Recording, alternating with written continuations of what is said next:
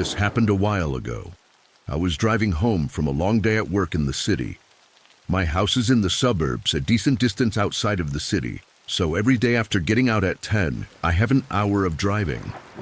A lot of the driving is through empty roads once I get out of the city, so it isn't that bad, except for the amount of time it takes up. I was a little extra tired this night, which wasn't for any specific reason, but it was just one of those days. I was just half an hour out from my house and was driving along one of the more empty single-lane highways when, through the dim street lights, I saw something blocking the road. My eyes woke up and I eased onto the brakes. As I got closer, the fog cleared enough for me to tell what it was. A tree laying over the entire road. I looked at it for a moment, just confused. There were no recent storms or high winds, and it wasn't here in the morning. I left the car on but put it in park, then got out and looked around. There were no other fallen trees or signs of anything else being damaged. I walked closer and looked at both ends of the tree, but it was going all the way from both edges of the forest. No way through or around. This was such a bizarre situation, and it wasn't until now that the annoyance started to hit me. The closest alternate route was 15 minutes back. It would take me the long way, adding the total of at least an hour to my already long drive. I thought about calling someone, but even then it would probably take even longer to get it cleared. As I stood out in the road next to the tree, a light suddenly flashed on from the other side, shining through the branches and leaves. It wasn't from an approaching car, though. The car had to have already been sitting there, and for some reason they only just now turned on their lights. As I tried looking through the branches to see what I could see, I heard a door open and close, and then footsteps approaching the other side of the tree. "Hello?" I called out, hoping to just ease the tension a bit. I heard someone mumble something, but not really in response to me, more of just to themselves. I thought maybe they too were frustrated about the blocked road, but then the branches started moving and the leaves rustled as a man started climbing over. I took a few steps back, going closer to my car as they jumped onto my side of the road. From what I could see, it was a man with a short beard and a buzz cut, wearing a thick jacket. He looked at me and started walking closer, still not having responded to me. I quickly got inside my car, unsure of what the man was doing, but I started to get a really bad feeling in my gut. He started walking faster, almost into a light jog, as soon as I closed the door. The man came right up to the window and looked at me. No smile or friendly face, just a blank and empty expression as he knocked on the window. What do you need?" I asked nervously. The man didn't respond, but instead started mumbling to himself again as he looked me in the eyes and continued to knock on the window. I kept asking what he wanted, but he wouldn't stop knocking and started to get more aggressive, hitting the window with his fist. I quickly put the car in reverse and backed out, hearing a dull thud on the door, likely from the door latch being ripped from his hands. After hearing that, I knew that this was even more dangerous than I initially thought. I spun the car around and drove away, so focused that I didn't even check my mirrors to see what the man was doing. Once I made it to the bypass, I pulled off and called in the situation. As you might have imagined, the man and his car were nowhere to be found. I don't know much else of the situation, having only what happened to me to go off of, but I do know that the workers sent to clean up the fallen tree said that it had been purposefully cut down. It even ended up on the news, due to the likely malicious intentions behind it, but nothing further was ever known about it. If that man I'd encountered was the one to cut it down is unknown, but the fact that his car was just sitting there and the very strange way he was behaving makes me think it was. In the months since, I haven't had any more occurrences along that route. but I still find myself fully awake, even on days when I'm tired. Every night I drive home from work on that road.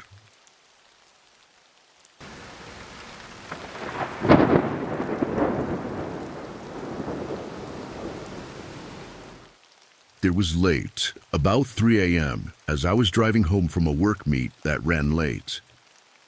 This was a once-a-year meeting that took place 8 hours from the location I worked at. Driving through this state sucks because outside of the city it's mostly farmland, miles and miles long with just plain fields of crops. At least with the bare roads, I was able to space out and only have to focus on going straight. As I drove, though, it was out of nowhere that I saw a huge gap in the crops to the right of the road.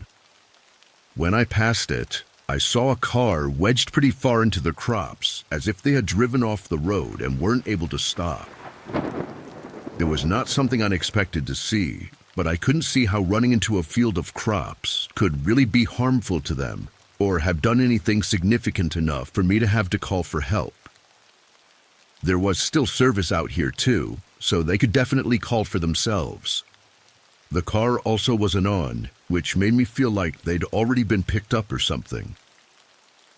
I continued driving, making it just a minute or two down the road before a set of headlights came up in front of me. After only a couple of seconds, I was gaining on them extremely fast and had to swerve into the other lane to pass them. The speed limit was 80 on this highway, and that car had to be going no more than 25, which was insanely dangerous. Almost as soon as I passed them, though, they started speeding up, visibly getting closer and closer by the second until they were right behind me.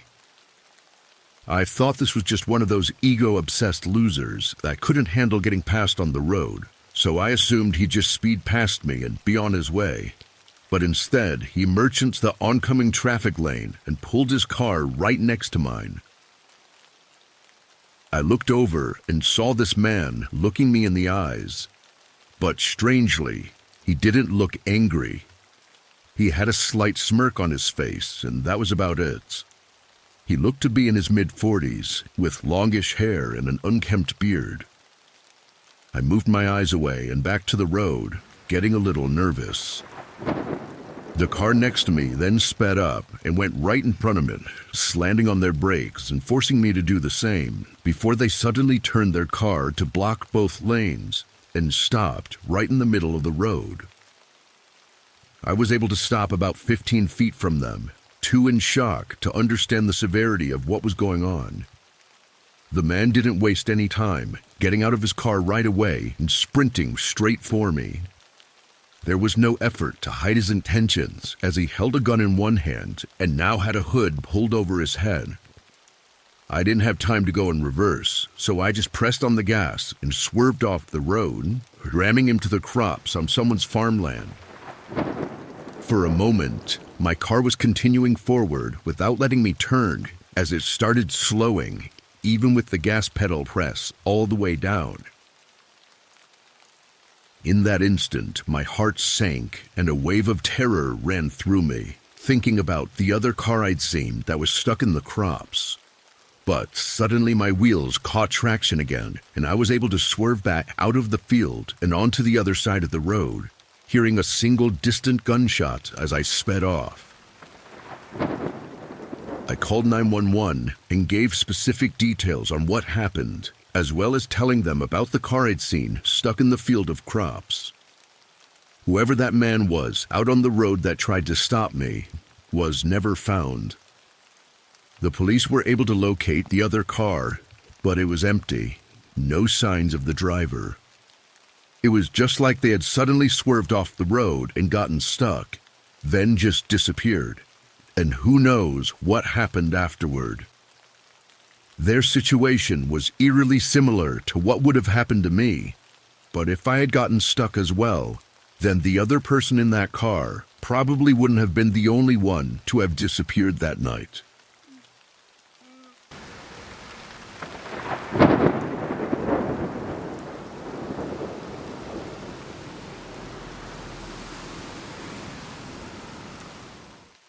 I drive part-time for Uber Eats.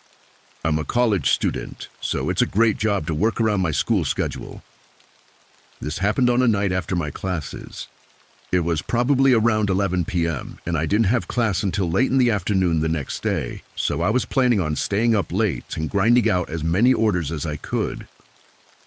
At 1 a.m., I got a rare grocery order to pick up from a 7-Eleven and drop off at some address 15 minutes away. The directions took me through a few neighborhoods, going all the way to the back that led up to the woods before I stopped at the end of a gravel road. I looked at the address on the app, and it said it was down this road, but all I saw were a bunch of safety cones and construction things with no streetlights. I carefully went down, turning my brights on and navigating through until I reached the last turn. This was even more sketchy though, being more of a path than a road. I looked more closely at the map again, and it was clearly telling me the address was down this way. I lifted my head and looked further down the path, and as my eyes adjusted to the darkness, I started to notice a structure at the end. It kind of resembled a house, but there was definitely something off about it. I then looked around and started to notice more houses. There wasn't enough light coming from my headlights for me to see them well, but based off what I could see, it looked like this was a community of new-built houses in construction. Knowing this, I figured since the house on my GPS was one of the first on the path, maybe it was already complete. I turned and started heading down, pulling into an empty cul-de-sac with a single house on it. Up close now, it was definitely not complete, at least not fully complete. The front of it did look nearly done though, having a door and everything, which made this all really hard to figure out. At the end of the day though, all I had to do was deliver the stuff where I'm told, not to worry about someone else's housing situation. I parked and got out with the groceries, walking up to the front door and knocking. All the lights were off and it was completely quiet, enough to make me feel a bit uneasy. I set down the bags and turned around to get back to my car, but in this side of my view, I saw something move by the trees. I stopped for a moment, staring at the darkness in the woods. Whatever I saw wasn't moving anymore. I started walking quickly, getting in my car and turning it on. As soon as the headlights flashed, I saw a man standing right where I'd seen the movement in the woods. He was staring in my direction, watching intently as I started to back out. I felt my heartbeat rising as I looked at the man and wasn't paying attention to the road. I only rolled back 10 feet before I felt a huge bump on my back tires, followed again by my front. It was enough to make the entire car rock back and forth for a second, but my adrenaline was rushing too much for me to even get a good look at what it was that caused it. I pressed on the gas harder, getting off the path and onto the gravel road. Once I made it into the normal neighborhood, it was more obvious that my car was shaking and bumping, and there was no doubt that I had several flat tires. I was able to pull off somewhere where I felt more safe, and then called the police. They searched the address and the Uber Eats account, but the address was an unfinished property that was not lived in, and the account was a throwaway. They did find several large sharpened metal objects on the path though, likely placed after I'd pulled in as an attempt to get me to stop on the path. What they were attempting to do once they had me stuck out there in the woods is hard to say. Maybe rob me, or maybe something else. But at least I didn't have to find out.